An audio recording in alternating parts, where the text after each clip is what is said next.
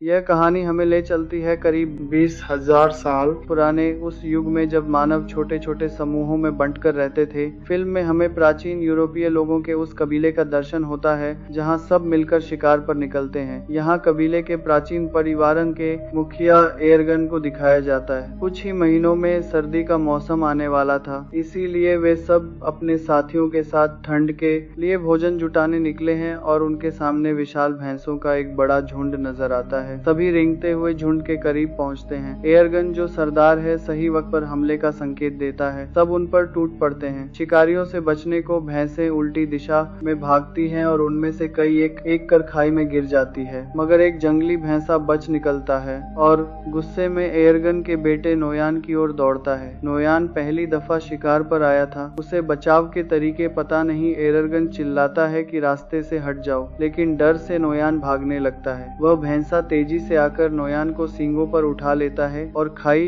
की तरफ भागता है। एयरगन कबीले का सरदार होने के नाते बेटे को बचाने के लिए भाला फेंकता है। भैंसे को चोट लगती है, लेकिन घायल होने पर भी वह नोयान को नहीं छोड़ता और उसे खाई के ऊपर उछाल देता है। यहाँ से कहानी फ्लैशबैक में चली जाती है, यानी एक हफ्ता पहले जहाँ कबीले वाले शिकार की तैयारी में जुटे हैं। वे पत्थरों से नुकीले हथियार गढ़ करता है रहे। यह सिर्फ तैयारी नहीं बल्कि नए सदस्यों को शिकार में शामिल करने के लिए एक परीक्षा थी। जो सबसे तेज और धारदार हथियार बनाएगा उसे चुना जाएगा। इस मुकाबले में एयरगन का बेटा नोयान भी सफल हो जाता है। उसी शाम नोयान की माँ एयरगन से कहती है कि नोयान को शिकार पर मत ले जाना, वह अभी छोटा है। मैं उसे बहुत प्यार करती हूँ, उसे खोना नहीं चाहती। एयरगन जवाब देता है कि सर्दियाँ नजदीक हैं, इस मौसम में सब शिकार पर जाते हैं। अगर हम नहीं गए तो भूख से मर जाएंगे और नोयान को साबित करना होगा कि वह मेरा बेटा है। अगले दिन सुबह सभी शिकार के लिए रवाना हो रहे होते हैं। नोयान की माँ बेटे की चिंता में रो रही थी कि कहीं उसे कुछ ना हो जाए, लेकिन एयरगन उसे दिलासा देता है कि चिंता मत करो, नोयान को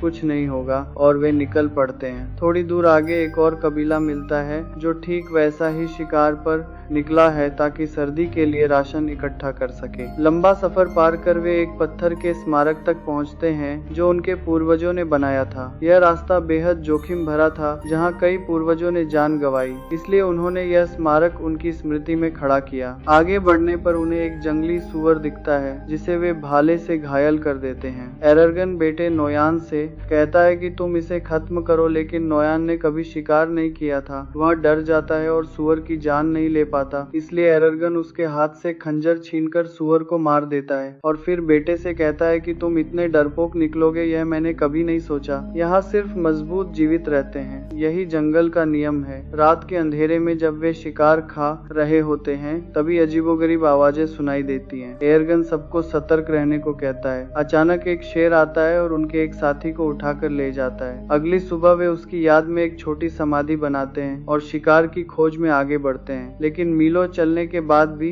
कोई शिकार नहीं मिलता। पूरे दिन की थकान के बाद रात को वे एक गुफा में रुकने का फैसला करते हैं। वहाँ एयरगन नोयान के हाथ पर तारों की टैटू गढ़ता है और बताता है कि यह तारे रात के आकाश में दिखेंगे, उनका पीछा करो तो घर पहुँच जाओगे। यह असल में एक नक्शा है जो भटकने पर घर का रास्ता दिखाता है। सुबह होते ही वे फिर शिकार तलाशने निकलते हैं और तभी जंगली भैंसों के पद चिन्ह नजर आते हैं जिससे सब उत्साहित हो जाते हैं। अब वे भैंसों का शिकार शुरू करते हैं और यहाँ वो दृश्य आता है जब एक जंगली भैंस ने नोयान को चट्टान से उछाल दिया था। कहानी वापस वर्तमान में लौटती है जहाँ नोयान को चट्टान से फेंका जाता है, लेकिन वह नीचे गिरते हुए चट्टानों के बीच एक पत्थर पकड़कर लटक जाता है। एयरगन फुर्ती से पहुंचता है और बेटे से कहता है कि हौसला रखो, मैं तुम्हें बचा लूंगा, लेकिन वह पत्थर टूट जाता है। नोयान चट्टानों से टकराता नीचे गिरता है और चट्टानों के बीच एक संकरी जगह में फंस जाता है। एयरगन बेटे को बचाने जाना चाहता है, लेकिन कबीले वाले रोक लेते हैं। वे कहते हैं कि अब नीचे जाने का रास्ता नहीं, तुम्हारा बेटा अब नहीं रहा, हम तुम्हें नहीं खो सकते, तुम हमारे सरदार हो, तुम्हारी जिम्मेदारी है हमें सुरक्षित घर ले जाना। लेकिन एयरगन किसी की नहीं सुनता। वह पूरी रात चट्टान के किनारे बैठकर बेटे को पुकारता रहता है। आखिर में मान लेता है कि बेटा अब नहीं है। अगली सुबह जब बेटा नहीं लौटता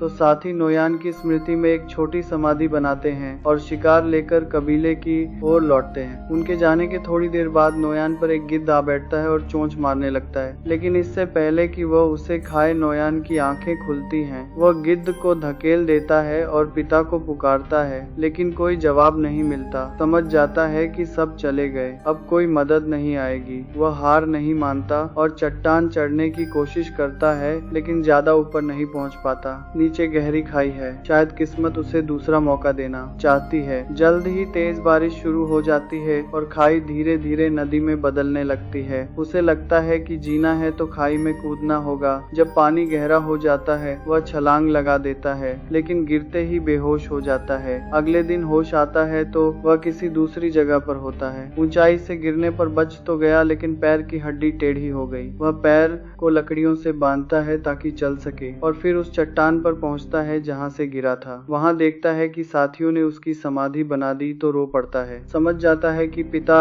एररगन और कबीले वालों ने उसे मरा मान लिया। तभी आसपास अजीब आवाजें सुनाई देती हैं। खतरे से बचने को नोयान पेड़ पर चढ़ जाता है और पूरी रात सूखे पेड़ पर गुजारता है। अगली सुबह पानी पीने जाता है तो भेड़ियों का झुंड देखता है जो उसकी ओर तेजी से बढ़ रहे थे। कुछ भेड़िए हमला कर देते हैं। नोयान पेड़ की ओर भागता है, लेकिन एक भेड़िया उसका पैर पकड़ लेता है। नोयान चाकू से वार करता है। भेड़िया जख्मी होकर गिर जाता है और नोयान पेड़ पर चढ़ जाता है। पूरी रात भेड़िए नीचे इंतजार करते हैं। सुबह सब चले जाते हैं, सिर्फ वह जख्मी भेड़िया रह जाता है जिसे कल चाकू लगा था। नोयान पहले चाकू से अपना भाला बनाता है और भेड़िए को मारने जाता है, लेकिन जख्मी देखकर दया आ जाती है। वह इरादा बदल देता है। पहले उसके मुंह को पट्टी से बांधता है, फिर उठाकर उस गुफा में ले जाता है जहां कबीले के साथ रुका था। अगली सुबह जड़ी बूटियां तलाशने निकलता है। उन्हें पीसकर अपने पैर पर लगाता है। पानी पीते वक्त देखता है कि भेड़िया मुंह की रस्सी खोल चुका है। पहले डरता है, लेकिन फिर शांति से पानी देने जाता है। भेड़िया डरता है, लेकिन नोयान कहता है कि मैं तुम्हें नुकसान नहीं पहुंचाऊंगा, मैं तुम्हारी जान बचाना चाहता हूँ। भेड़िया पानी पी लेता है। अब भेड़िए को लगता है कि इससे कोई खतरा नहीं। नोयान अपनी जड़ी बूटी भेड़िए के जख्म पर लगा देता है और कीड़े भी उसे देता है जो खुद खाता है। धीरे धीरे दोनों के बीच दोस्ती पनपने लगती है। शाम से पहले नोयान एक खरगोश का शिकार कर लेता है, क्योंकि घंटों से कुछ नहीं खाया था। रात को मुश्किल से आग जलाकर खरगोश पकाता है और कुछ हिस्सा भेड़िए को दे देता है। दोनों घायल हैं, इसलिए कुछ दिन गुफा में ही रहते हैं। एक रात नोयान हाथ के टैटू देखता है जो पिता एररगन ने बनाए थे और आकाश के तारों को निहारता है। कहता है कि मुझे घर लौटना है, माँ पिता से मिलना है, और भेड़िए से कहता है कि तुम भी अपने झुंड में जाओ। अगली सुबह सफर के लिए तैयार हो जाता है। भेड़िए से कहता है कि तुम घर जाओ, बर्फ पड़ने से पहले और निकल पड़ता है, लेकिन देखता है कि भेड़िया जिसका नाम उसने अल्फा रखा है पीछे पीछे आ रहा है। काफी दूर तक पीछा करता है। नोयान कई बार अल्फा को भगाता है, लेकिन वह नहीं मानता। असल में अल्फा को नोयान से लगाव हो गया था, क्योंकि उसने उसकी जान बचाई। उसी समय अल्फा एक हिरण देखता है। शिकार की कोशिश करता है, लेकिन असफल रहता है। नोयान समझ जाता है कि वह भूखा है, अपना जमा खाना दे देता है। यह पहली बार था जब अल्फा ने नोयान के हाथ से खाया। अब दोनों दोस्त बन चुके हैं। उसके बाद अल्फा एक खरगोश शिकार करता है। दोनों मिलकर खाते हैं और रात सोते हैं। अगली सुबह अल्फा मुंह चाट कर नोयान को जगाता है और जैसे ही वह उठता है तो कहता है कि तुमसे कितनी दुर्गंध आ रही है, और उसे जबरन नदी में धकेल देता है। दोनों नदी में स्नान करते हैं। यहाँ अल्फा एक मछली भी पकड़ता है। उसके बाद नोयान सफर जारी रखता है। रात को आग जलाकर बैठे हैं, तभी अल्फा कुछ महसूस करता है। हम देखते हैं कि कुछ और भेड़िए आते हैं। अल्फा उनके पास जाता है। यह अल्फा का परिवार है। नोयान समझ जाता है, कहता है कि अपने परिवार के साथ जाओ, और भेड़िया चला जाता है। अगली सुबह नोयान फिर सफर पर निकलता है। अब ठंड बढ़ गई है, चारों ओर बर्फ गिर रही है और नोयान उसमें आगे बढ़ता है। दूर से देखता है कि कुछ भेड़िए एक मरे शिकार को खा रहे हैं, जिसमें अल्फा भी है। साथ ही अल्फा को खाने नहीं देते। नोयान पहचान लेता है और दौड़कर पास जाता है। दौड़ते वक्त बर्फ टूट जाती है और वह गिर जाता है। यह जमी हुई झील थी। अल्फा को पता चलता तो दौड़कर आता है। बर्फ तोड़ने की कोशिश करता है, लेकिन परत मोटी है। पानी में नोयान की सांसें फूलने लगी। फिर चाकू निकालकर बर्फ तोड़ता है और ऊपर निकल आता है। अब दोनों फिर साथ हैं। नोयान ठंड से बचने को आग जलाता है और कपड़े उतारकर गर्म होता है। अगली सुबह अल्फा को साथ लेकर सफर जारी रखता है। थोड़ा आगे एक आदमी दिखता है। देखकर खुश होता है, लेकिन पास जाकर पता चलता है कि वह ठंड से जमकर मर चुका है। यह देख दुखी होता है। फिर उसके टेंट में जाता है, लेकिन कुछ उपयोगी नहीं मिलता। वह आदमी का तीर कमान ले लेता है और आगे बढ़ता है। तभी देखता है कि लगभग उनके पीछे लकड़बग्घे शिकार करने आ रहे हैं। दोनों जान बचाने के लिए दौड़ते हैं और एक गुफा में घुस जाते हैं। लकड़बग्घे से बच जाते हैं, लेकिन अब वे एक खतरनाक जानवर के घर में हैं। यह गुफा काला तेंदुआ का था। काला तेंदुआ नोयान पर हमला करता है, लेकिन अल्फा पहले ही उस पर टूट पड़ता है। लड़ाई में नोयान अल्फा को कमजोर देख काला तेंदुआ को तीर मार देता है। वह मर जाता है। अल्फा बच गया, लेकिन लड़ाई में कई चोटें आई। नोयान जख्मों पर मरहम लगाता है, जान बचाने के लिए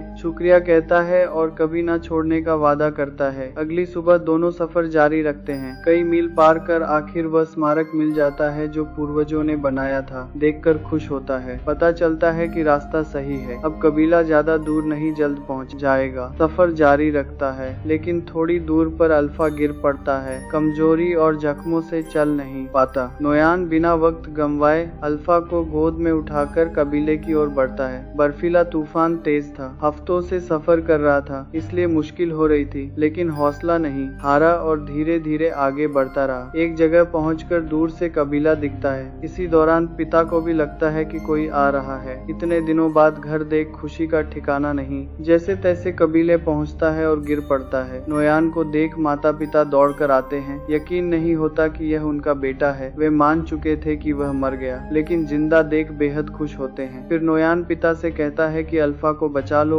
और बेहोश हो जाता है। कुछ घंटों बाद आंख खुलती है तो घर में होता है। माता पिता और कबीले वाले चारों ओर बैठे हैं। अल्फा भी पास लेटा है, लेकिन पता चलता है कि अल्फा ने बच्चों को जन्म दिया है। देखकर नोया हैरान हो जाता है। मतलब अल्फा एक मादा भेड़िया थी और गर्भवती होने पर भी हर कदम पर साथ दिया। यह देख नोयान उसे गले लगाता है और मन ही मन शुक्रिया अदा करता है। कहानी के अंत में कुछ हफ्ते बाद अल्फा के बच्चे बड़े हो चुके हैं। यह नए युग की शुरुआत है, जहां इंसान जानवरों से दोस्ती करने लगे। आखिर में दिखाया जाता है कि नोयान तमाम मुश्किलों के बाद घर लौट आया और अल्फा व उसके बच्चे उसके साथ हैं। इसी के साथ कहानी समाप्त होती है। दोस्तों, यदि आपको यह कहानी पसंद आई हो तो कृपया वीडियो को लाइक जरूर करें और चैनल पर पहली बार आए हैं तो चैनल को सब्सक्राइब करना ना भूलें और बगल में बेल आइकन को भी प्रेस कर दें ताकि आपके पास हमारी नई वीडियो सबसे पहले पहुंचे। बस इस वीडियो में इतना ही। अब मिलते हैं जल्द ही नेक्स्ट वीडियो के साथ। तब तक अपना ख्याल रखें।